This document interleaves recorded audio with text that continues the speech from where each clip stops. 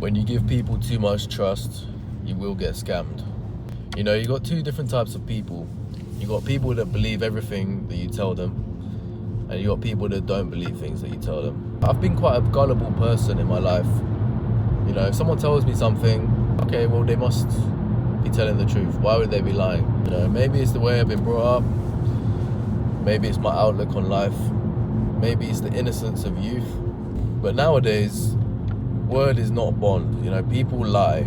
Making money is generally more important to people than telling the truth. We figured that out. You know, and it's nothing new either. Charlatans have existed since the beginning of time. You know, the Trojan horse, you know, snake oil. Charlatans selling snake oil with the man in the crowd comes out and, you know, says, oh, it's the best thing in the world, it healed my problems. It's nothing new. With the growth of the internet, it's just simply multiplied. You could get scammed from the other side of the world. You have to be vigilant nowadays before you give people your trust. They will gain that bit of trust. They'll do whatever it is to gain that little piece of trust. You know, I've been at the end of a lot of scams in my life. Maybe it's because I've been a entrepreneur, you know, the guy that wants to go, yeah, I want to make quick money. There's always a money-making scheme out there. You know, get rich quick. You know, we're always sold this. As young guys, we always want that stuff. Who doesn't want to get rich quick as a young guy? We're always going to be lured. I've been a part of Football Index that went bust. You know, with the shares not actually being worth anything in the end, football shares. My Forex funds, you know, a trading prop firm, it went bust. Ponzi scheme with no real regulations. Crypto coins like Luna that went bust.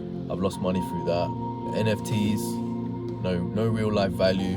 When I bought my first flat, bought a flat from auction, meaning that I was locked into the purchase, then realizing that I couldn't get a mortgage on the property, but it was too late. I would have lost 15% of the money. I have been at the end of a lot of scams in my life, and I've learned a lot from them. But they all came from giving trust and not being vigilant and avoiding red flags. I think avoiding red flags is the main one. We always do it as humans. We avoid that red flag. We see it and we think, no, it's okay.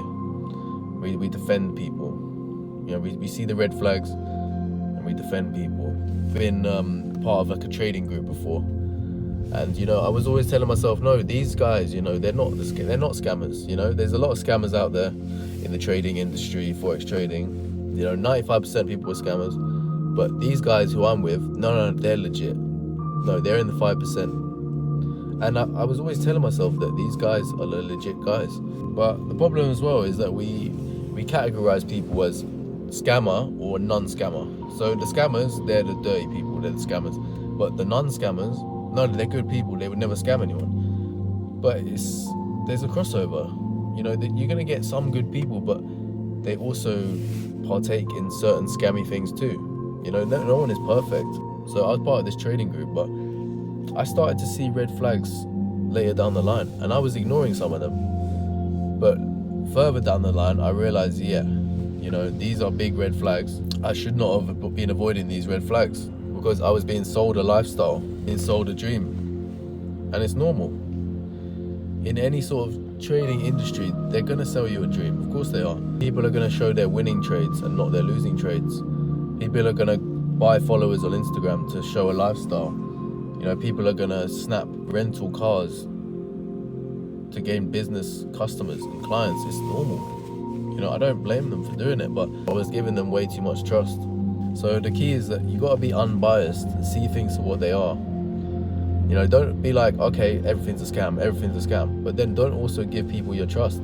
Just look at things from a non-biased perspective. Because the moment you start holding emotional thoughts and you start clinging to emotions, that's when you're done.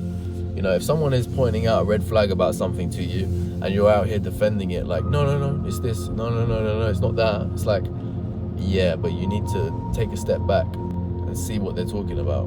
And obviously you don't want to believe every influence that comes into your life and go, okay, yeah, there's definitely a scam, you know, because you said so. No, but just be unbiased. See things what they really are. Another barrier of trust, back to the trading group. Another thing they did as well is that one of the guys, he posed as a Muslim guy. He was a black guy, but he acted like he was a, you know, strict practicing Muslim. So, you know, he was You know, on a Friday he was going to Jummah, wearing all the gear, stuff like that. And I'm not saying that, you know, Muslim people are scammers, but he used religion as a scam. He did. And not necessarily as a scam, but he understood that if I can erode the barrier of trust, I can build trust doing this, I'm going to do it. And it's the oldest trick in the book. You know, religion has always been, you know, a veil for deceit.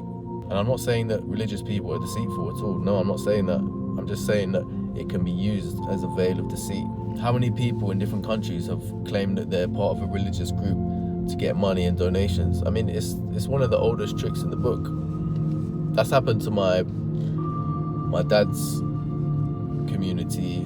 You know, other communities I've known is that, you know, people in Africa have basically reached out to them and said, we're part of your group, we have your same beliefs, please help us. And, you know, out of the kindness of their hearts, they have helped them. But how are you to know that they're not lying? You just don't know. So we need to be extra vigilant. We're living in the generation of scams. How many old people are getting scammed by people ringing up from India? The oldest scam in the book. You know, how many people are getting scammed that way? But it's not just that nowadays. It's different types of scams. There's gambling scams, there's Ponzi schemes. You know, Ponzi schemes is one of the biggest ones nowadays because you make money from them. You know, you make your money, but you're taking it from someone else's pocket, so you can't see it. So that's why we need to be conscious. We need to be vigilant. We need to be not numb to the world around us. All of the times that I got these scams happening to me, you know, that I mentioned, Football Index, Luna, My Forex Funds, you know, all of these sort of scams, you know, trading bot scams. All these times, I wasn't conscious. I was numbing out the pains of life with alcohol or drugs. So it affects your decision making too. So get a clear mind. See things for what they are. Don't see things from an emotional perspective.